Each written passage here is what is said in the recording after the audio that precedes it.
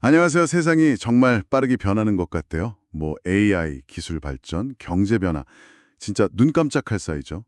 다음 경기 침체가 언제 올지, 또 어떤 기술이 세상을 바꿀지 예측하는 건 너무 어렵고요.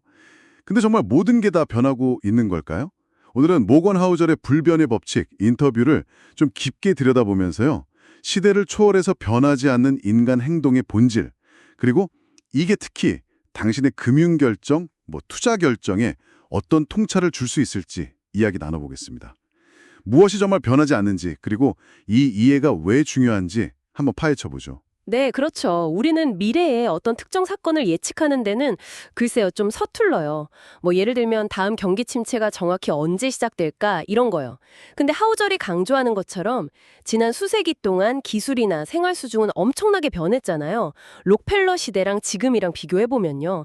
하지만 인간의 기본적인 반응 패턴, 그러니까 탐욕, 공포, 기회 앞에서의 반응 같은 건 놀랍도록 그대로라는 거죠. 아, 그러니까 기술 발전 그 자체보다는 그 변화 앞에서 인간이 어떻게 반응하는지 그 패턴이 더 중요하다는 말씀이시네요. 근데요, 이 변하지 않는 행동에 집중하는 게 구체적으로 어떻게 미래 대비에 도움이 될 수 있을까요? 혹시 변화하는 상황 자체를 좀 간과하게 될 위험은 없을까요? 아, 좋은 질문이에요.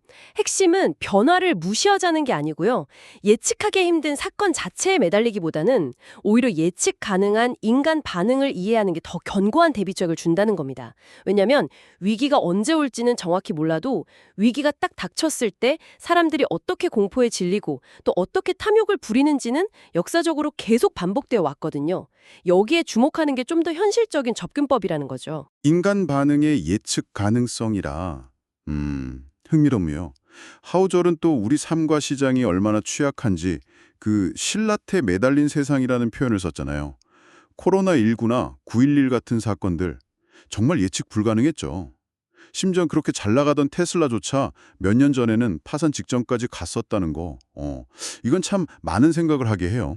맞아요. 바로 그 취약성, 예측 불가능성 때문에 특정 미래 시나리오 하나에 모든 걸 걸기보다는요, 다양한 가능성 속에서도 살아남을 수 있는 그런 재정적 견고함, 뭐랄까, 안티프레질리티를 만드는 게 중요하다는 겁니다.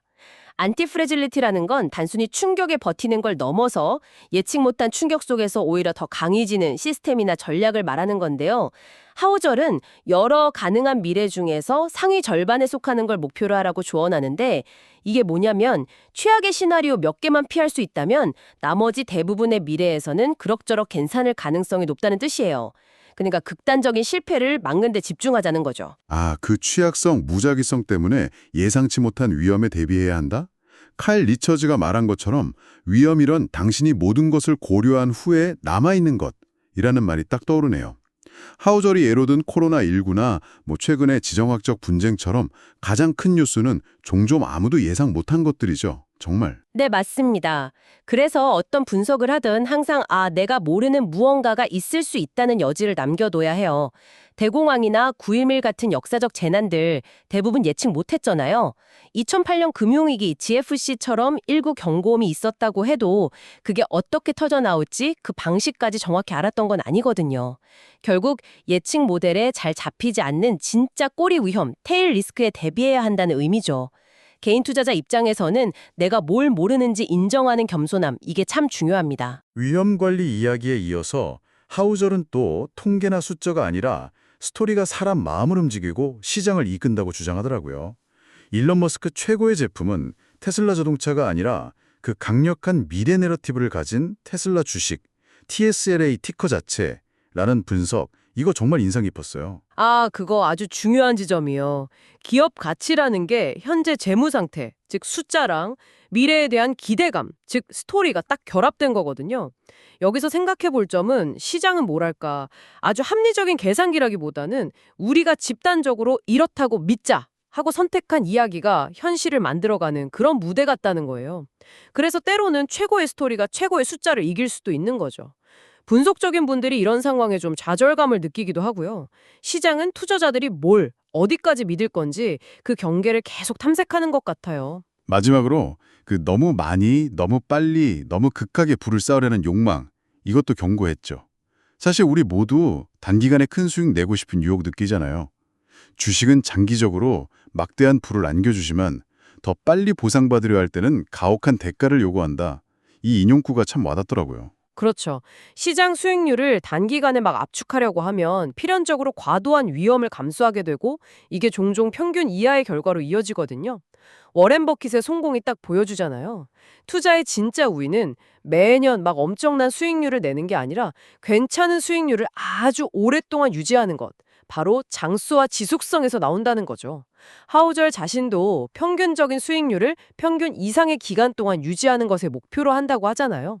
꾸준함이 결국 비범함을 이기는 거죠. 네.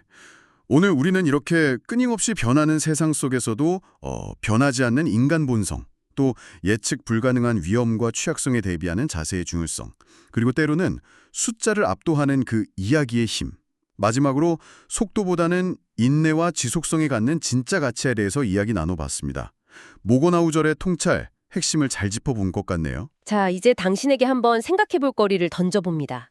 만약 가장 큰 위험이 우리가 미처 보지 못하는 곳에 숨어 있고 강력한 이야기가 때때로 냉정한 현실 분석을 이겨버린다면 당신은 앞으로 정보를 받아들이고 의사결정을 내리는 방식을 어떻게 한번 조정해볼 수 있을까요?